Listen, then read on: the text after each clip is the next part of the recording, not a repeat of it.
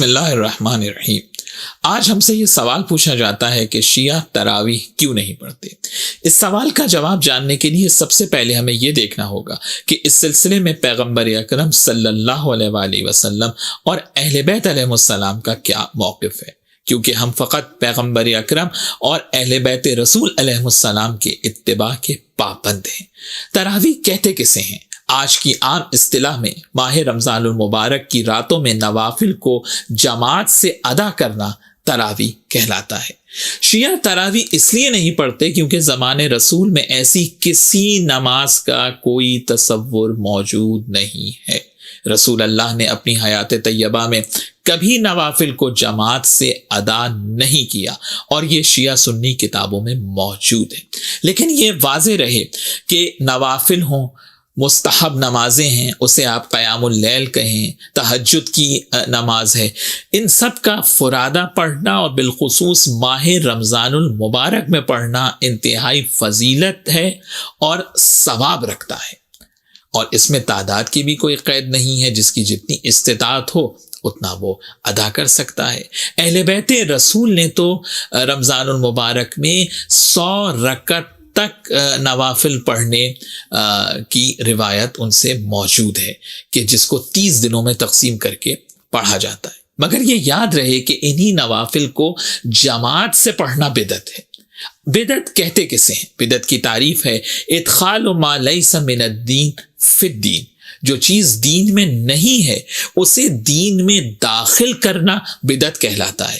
یہ بات بھی جاننا ضروری ہے کہ بدعت کا تعلق عصر جدید کی نئی ایجادات اور اس کے تقاضوں سے قطعاً نہیں ہے، بلکہ بدعت سے مراد دین اور شریعت میں ایسی بات شامل کرنا ہے جو دین اور شریعت کا جز نہ ہو۔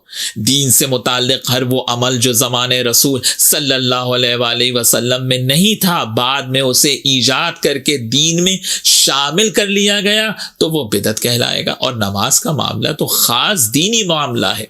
آج میں پہلے مکتب اہل بیت کی کتابوں کے حوالے یہاں پہ دینا چاہتا ہوں۔ مستدرک الوسائل میں ملا حسین نوری نے امام جعفر صادق علیہ السلام کا قول نقل کیا کہ امام صادق علیہ السلام ارشاد فرماتے ہیں کہ میرے جد رسول اللہ صلی اللہ علیہ وآلہ وسلم نے ارشاد فرمایا کہ اے لوگوں، نوافل کو رمضان اور غیر رمضان میں جماعت سے ادا نہ کرو۔ بہار الانوار میں علامہ مجلسی نے امام صادق علیہ السلام کا قول نقل کیا کہ امام نے ارشاد فرمایا کہ رمضان کے دن کا روزہ واجب ہے اور رمضان کی رات میں نوافل کو جماعت سے پڑھنا بدعت ہے۔ امام علیہ السلام نے ارشاد فرمایا کہ میرے جد رسول اللہ صلی اللہ علیہ وآلہ وسلم نے کبھی نوافل کی جماعت نہیں کرائی۔ مولا علی علیہ السلام نے اپنی ظاہری خلافت میں خطبہ دیتے ہوئے ارشاد فرمایا، الکافی کی 8ویں جلد میں یہ خطبہ موجود ہے۔ امام ارشاد فرماتے ہیں کہ واللہ لقد امرت الناس ان لا یجتمعوا فی شہر رمضان الا فی فریضۃ وعلمتموہم ان اجتماعہم فی النوافل بدعہ۔ مولا علی نے فرمایا کہ یاد رکھو کہ نماز واجب کے علاوہ کسی مستحب نماز کو جماعت سے ادا نہیں کیا جائے گا، اور نوافل کو جماعت سے ادا کرنا بدعت ہے۔ مولا علی علیہ السلام نے جو حق بات تھی سیرت رسول کے مطابق وہ لوگوں کو بتا دی۔ کیا باب مدینۃ العلم سے زیادہ بھی کوئی سیرت رسول اور سنت رسول کو جانتا تھا؟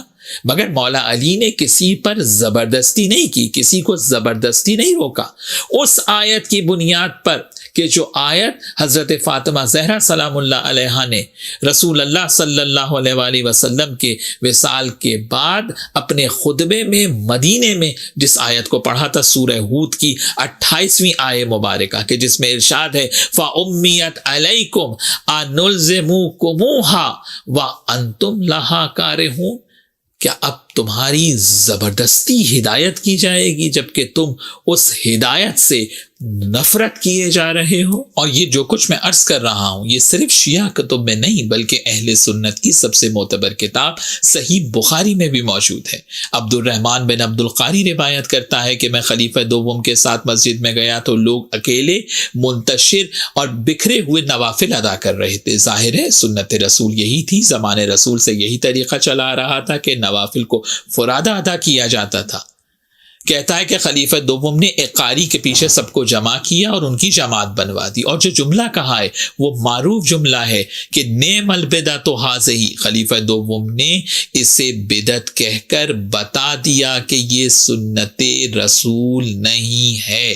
اور یہ میں نہیں کہہ رہا ہوں، صحیح بخاری کی شرح عمدۃ القاری شرح صحیح بخاری کے میں بدر الدین عینی نے اس کو لکھا ہے۔ وہ لکھتے ہیں کہ خلیفہ نے اسے بدعت اس لیے قرار دیا کیونکہ یہ رسول اللہ کی سنت نہیں ہے اور نہ ہی کبھی پیغمبر نے نوافل کو جماعت سے ادا کیا۔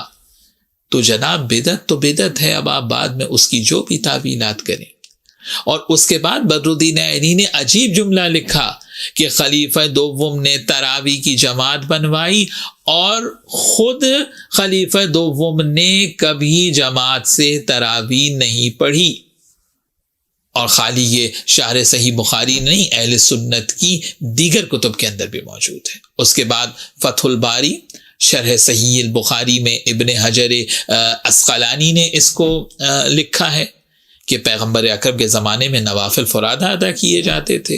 اس کے بعد ارشاد الساری لشرح صحیح البخاری میں شہاب الدین قسطلانی نے بھی اس کو لکھا ہے کہ رسول اللہ صلی اللہ علیہ وآلہ وسلم نے کبھی تراویح کی جماعت جو ہے وہ نہیں کرائی۔